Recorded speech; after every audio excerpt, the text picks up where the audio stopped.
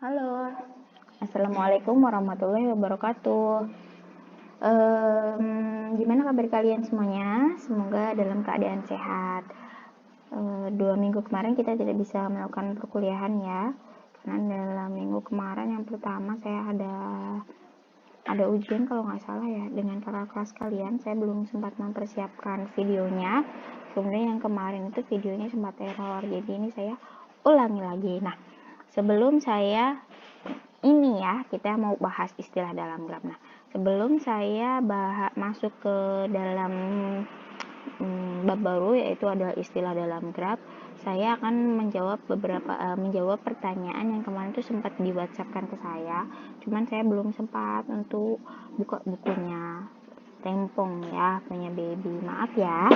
Oke, saya mau jawab dulu ini terkait pewarnaan. Oke, di sini ada yang nanya, maaf Bu, mengganggu waktunya. Saya dia memperkenalkan nama ya. Adek,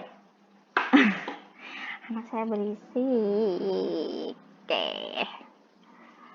Di sini dia memperkenalkan nama. Saya blur aja ya kalau barangkali dia malu. Jadi di ini dia mau menanyakan tentang tugas 6 yang kemarin. Beberapa kalian pasti juga sudah upload, kalau mau direvisi lagi boleh lah. Di sana ada satu bidang yang di dalamnya ada 2 titik. Nah, misalkan titik itu kan ada misalnya itu kan ada titik D. Apakah itu berarti bertetangga dengan titik B dan C? Dengan dihubungkan dengan garis. Nah, sebenarnya gambarnya itu kurang 1 garis benar ya. Itu harusnya ada ralatnya, tapi ternyata di situ nggak ada garisnya. Jadi B sama D itu terpisah sebuah garis ya. Itu bukan satu bidang.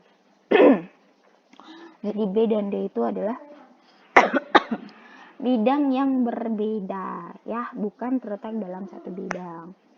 Jadi itu ada garis pemisahnya di tengah-tengah D tuh ya, seperti itu. Kemudian dia yang ditanyakan adalah apakah D itu berarti bertetangga dengan titik B dan dengan titik C. Ya, gimana menurut kalian kalau misalkan seperti itu? Itu jelas saya sebutkan ya, itu ada garisnya. Kemudian dia nanya lagi yang nomor 3. Oke, yang D itu tidak ada tanda. Apakah itu berarti titik D tidak dihubungkan dengan titik yang lainnya? Sebenarnya kalau mau dilihat lagi bukan titik D bukan D doang ya yang nggak ada tandanya. Coba dilihat A sama F, itu kan juga nggak ada tandanya. Gimana dong? Oke, udah paham ya, jadi dicermati dulu. Oke, setelah menjawab pertanyaan ini kita masuk ke bab berikutnya ya, yaitu itu adalah istilah dalam grab. Mohon maaf ya kalau berisik, ini ngerekamnya siang-siang, biasanya sih tengah malam karena memang terkendala satu dan lain-lain hal, jadi diulangi ngerekamnya di siang hari. Ada motor lewat, ada anak saya yang berisik, maaf ya. Oke, istilah dalam grab. Ada lema jabat tangan atau lema persalaman. Nah, kalian bisa juga sambil buka buku diktat kalian ya, buku aja kalian mengenai apa nih namanya, graf itu terkait matematika diskrit maksud saya ya, buku kita yang matematika diskrit. Silakan dibuka di halaman 40. Nah, itu sebenarnya di situ sudah ditulis semuanya. Oke, lema jabat tangan sama dengan lema persalaman. Jumlah suatu derajat simpul pada simpul graf sama dengan 2 kali jumlah sisinya. Nah, ini rumusnya di sini. Jadi kalau misalkan ada sebuah graf, titik dan sisi, maka jumlah titiknya itu sama adalah 2 kali jumlah sisinya. Jumlah semua derajat, maaf saya nih, derajat pada suatu titik itu sama dengan 2 kali jumlah sisinya. Jadi kalau misalkan kita di sini ada sebuah contoh, tinjau graf di samping. Nah, D1 itu bobotnya derajatnya 3 ya. Ini D-nya titik 1, 2, 3, titiknya 1, kemudian di 2 ini titiknya juga, maaf, sorry, agak belibet ya ngomongnya ya, sambil ngawasin anak soalnya, maaf. Oke, kita ulangi. Derajat titik 1, ini ada 3, 1, 2, 3. Kemudian derajat titik 2 itu juga ada 3, 1, 2, 3. Kemudian derajat titik 3 ada 4. Kenapa? Karena di sini ada sikel. Nah, gimana kemarin kalau sikel itu kan dihitung 2. Sorry, bukan sikel, loop. Nah, kan lupa terus, maaf. Nah, di sini ada loop ya. Ada loop. Kalau loop tadi kemarin dihitung 2, artinya ada 4. Nah, kalau ditambahkan menjadi 10. 2 kali jumlah sisi sama dengan 2 kali 5. Seperti itu.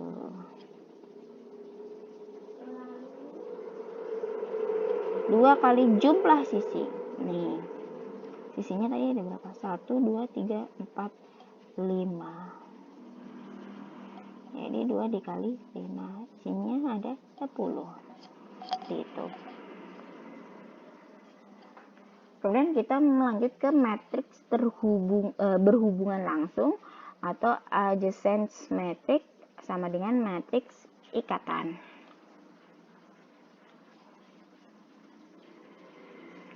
Nah, matriks ketetanggaan. Yang pertama itu adalah matriks ketetanggaan. Kalau matriks ketetanggaan itu yang dilihat adalah antara titiknya, antara titik 1 dengan titik 2, antara titik 1 dengan 3, dan yang lainnya. Nah, makanya di sini yang ditulis adalah titik 1, 2, 3. Bukan sisinya ya, tapi titiknya.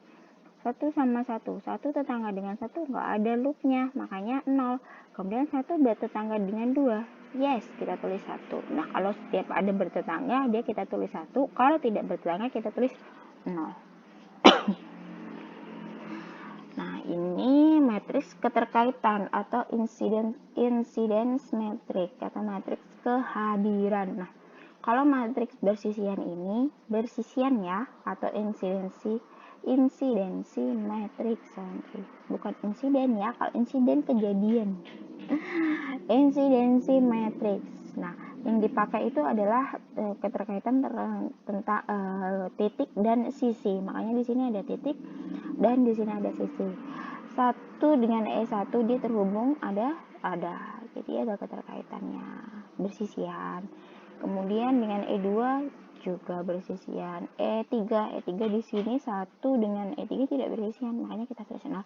Dan selanjutnya, ini juga sudah kita jelaskan di pertemuan kita sebelumnya ya. Lanjut. Kemudian ada graf kosong sama dengan graf 0. Jadi graf kosong itu sama dengan graf 0 ya. Graf kosong adalah graf yang himpunan sisinya merupakan himpunan kosong. Graf kosong didotasikan dengan n di mana n-nya adalah jumlah simpul. Lihat nih, ini nggak ada sisinya sama sekali. Ini dikatakan himpunan kosong. Oke. Graf komplit atau graf lengkap. Nah, ini sebenarnya juga ada di halaman sebelum-sebelumnya ya. Graf lengkap adalah graf sederhana yang setiap simpulnya itu mempunyai sisi ke semua simpul lainnya. Graf lengkap n buah simpul dilambangkan dengan Kn. Jumlah sisi pada graf lengkap yang terdiri dari n buah simpul adalah n-1 sama dibagi 2. Jadi caranya adalah seperti ini. Misalkan nih saya ambil contoh yang keempat ini ya. Ini simpulnya ada berapa sih? Jumlah sisi pada graf lengkap yang terdiri dari n buah simpul adalah, oke, kita mau mencari jumlah sisinya. Ini ada beberapa simpul.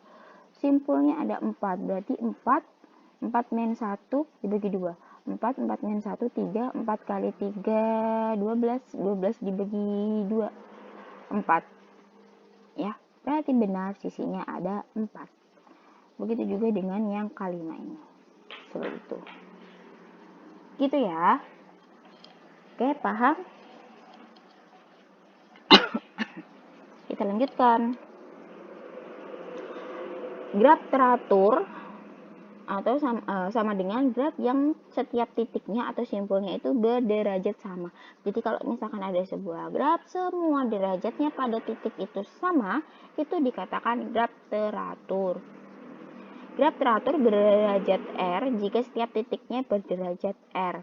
Nah, di sini ada dikasih tahu nih, graf sirkuit yaitu graf teratur berderajat 2. Jadi dia muter, terus derajatnya sama, terus derajatnya 2. Nah, ini ada graf kubik, graf teratur berderajat 3. 1, 2, 3, semuanya ini berderajatnya 3. Titik ini berderajat 3. 1, 2, 3. 1, 2, 3. Semuanya. Graf 0, graf teratur berderajat 0. Kemudian graf lengkap KN atau graf teratur berderajat N-1. Kemudian komplement graf teratur juga graf teratur. Oke, saya ulangi ya. Ini tag tersekian gara-gara banyak gangguan anak nangis dan lain sebagainya. Oke, kita lanjutkan. Graf bipartisi sama dengan graf bipartit. Graf bipartit atau bipartit graf itu adalah graf G yang himpunan simpulnya dapat dipisah menjadi dua himpunan bagian, yaitu V1 dan V2. Sedemikian sehingga setiap sisi pada G itu menghubungkan sebuah simpul di V1 ke sebuah simpul di V2. Disebut graf bipartit dan dinyatakan sebagai G V1 V2. Nah, ini sebenarnya sudah kita bahas di pertemuan sebelum-sebelumnya. Kalau lupa, diputar lagi videonya atau dibuka bukunya. Oke? Kita lanjutkan. Graf berbobot sama dengan graf setiap sisinya yang diberi bobot. Nah, ini ada contoh sebuah graf yang semua sisinya ada bobotnya. Graf bidang. Suatu graf yang setiap pasangan sisinya itu saling berpotongan hanya pada titik ujungnya saja. Nah, ini ada sebuah contoh. Graf B dan C itu adalah graf bidang. Oke. Kemudian ada graf planar. Itu adalah suatu graf yang isomorfik dengan suatu graf bidang. Isomorfik dengan sebuah graf bidang. Lihat ya, gambar 1 itu ada gambar A dan gambar B. Jadi sebenarnya itu gambar B itu sebenarnya juga gambar A, cuman titiknya itu tidak dibikin berpotongan, ya. Jadi diputerin, ya. Ini sama ini tuh sama. Oke, maaf berisik banget. Aduh, maaf ya. Kita lanjut ya. Graf planar adalah suatu graf yang dapat digambar pada bidang data sedemikian sehingga sisinya tidak ada yang saling berpotongan. Nah, tadi kan saya sudah bilang ya, tidak ada yang saling berpotongan, kecuali mungkin pada titik-titik akhir dari sisi tersebut. Graf bidang pasti graf planar, sebaliknya tidak berlaku. Jadi, kalau graf bidang, dia pasti graf planar. Ya, tapi kalau graf planar itu bukan berarti graf bidang. Oke, kita lanjutkan ke graf subdivisi. Jadi, jika ada graf H disebut graf subdivisi dari G, jika graf H dibentuk dari G dengan cara menambahkan beberapa titik, bisa 0 pada beberapa sisi G. Nah, di sini juga sudah ada contohnya. Ini graf G, graf H1, ini pasti H2. H1 dan H2 disebut homeomorfik dengan G jika graf H1 dan H2 itu merupakan graf subdivisi dari G. Ya, tadi kan graf subdivisi itu adalah menambahkan beberapa titik. Nah, ya ini H1-nya ini itu dari graf G yang ditambahkan beberapa titik, yaitu adalah titik Y, titik Z, titik X. Nah, kalau yang H2 ini ditambahkan titik apa ini? Titik S, titik T, titik Q, sama titik P, ya. Jadi H1 dan H2 ini juga homeomorfik. Nah, sebuah graf homeomorfik itu dengan dirinya sendiri. Graf G planar jika dan hanya jika subdivisi G-nya juga planar. Nah, kita lanjutkan ke sini. Daerah yang dibatasi oleh sisi-sisi suatu graf disebut muka atau face. Nah, ini yang kemarin kita pelajari ya. Jadi contoh graf di sini adalah graf yang memiliki 4 muka atau 4 face. Rumusnya bagaimana? Jadi kalau misalkan ada sebuah titik dikurangi sebuah sisi ditambah face sama dengan 2. Itu ya. Contoh nih, ini contohnya ya. 4 dikurangi 1, 2, 3, 4, 5, 6. Berarti min 2 ini 2. Jadi kira-kira sisi mukanya ada berapa? Berarti min 2-nya dipindah ruas menjadi 2 ditambah 2 sama dengan 4. Jadi face-nya pasti ada 4. Benar, 1, 2, 3, 4. Terus kalau misalkan diketahui titiknya ada berapa, diketahui titiknya, diketahui face-nya, disuruh mencari sisinya, pakai rumus ini juga bisa. Rumus ini disebut rumus atau teorema Euler, berlaku pada graf bidang. Jadi paham ya, ini ya rumus dari graf ini ya.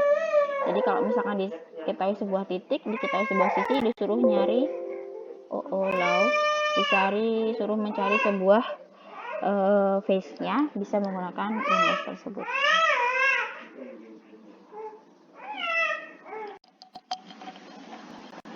Oke, jadi rumus Euler itu tidak berlaku pada graf bidang yang tidak terhubung. Jadi ini ada sebuah contoh merupakan sebuah graf tak terhubung, jadi ini tidak bisa berlaku ya.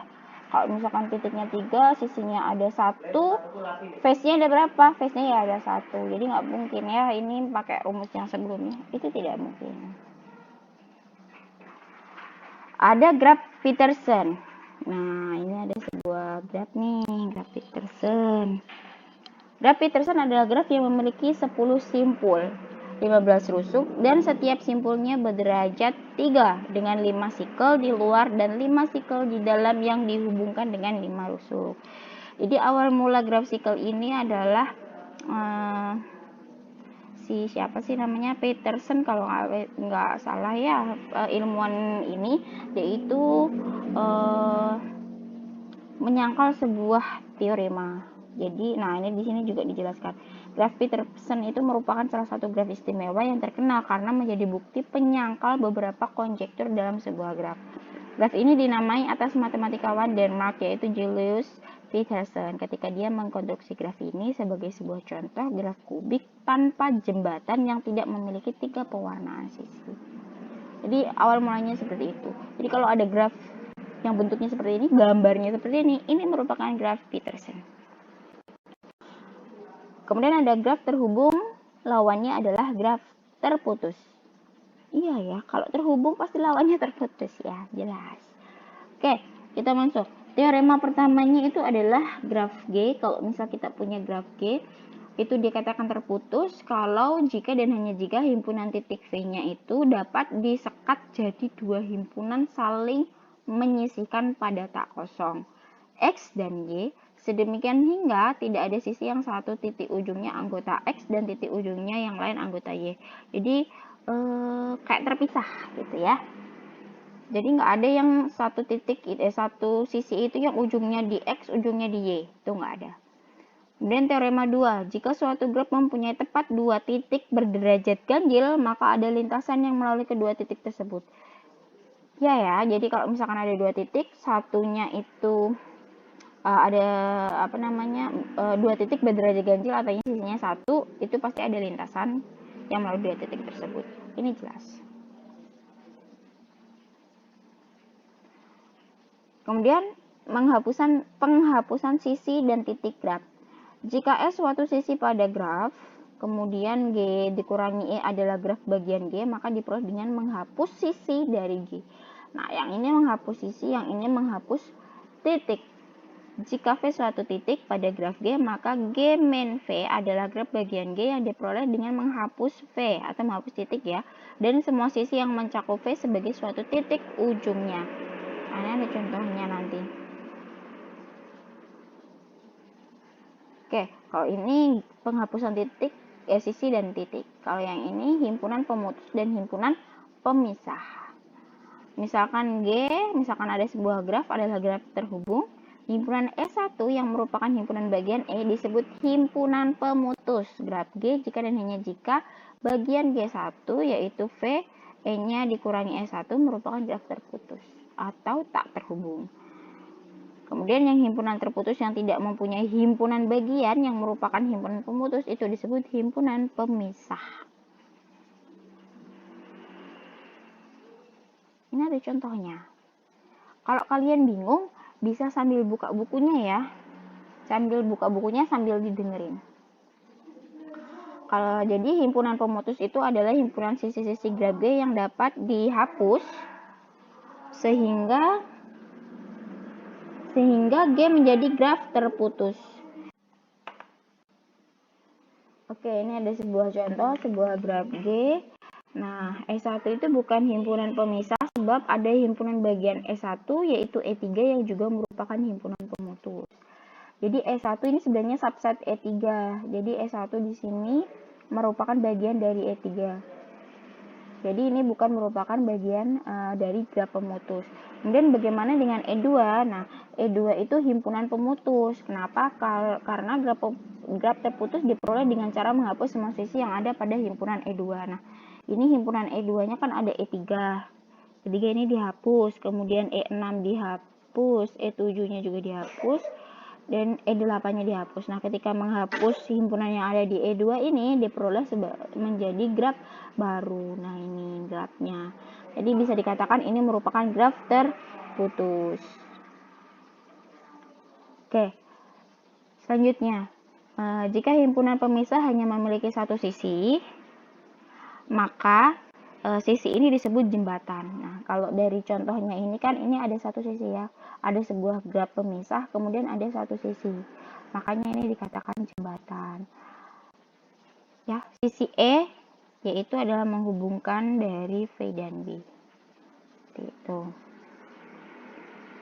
Oke, sudah selesai materi kita pada istilah graf kali ini. Mohon maaf sangat kesannya terburu-buru karena memang ada satu dan yang lain hal. Kalau misalkan Anasi ada pertanyaan, silakan ditanyakan di forum diskusi bisa, atau di WhatsApp-kan langsung ke saya juga bisa. Nah, untuk minggu depan itu tidak ada perkuliahan kita karena ini adalah minggu terakhir kita perkuliahan. Sebelum selesai pada bab ini ada tugas seperti biasa, tugas online ke-7. Silakan kerjakan soal latihan di halaman 44 pada buku ajar matematika diskrit, kemudian diupload lagi di halaman yang nanti saya sediakan. Nah, kalau misalkan kalian tidak bisa upload di laman yang sudah saya sediakan, silakan dikirim ke email saya.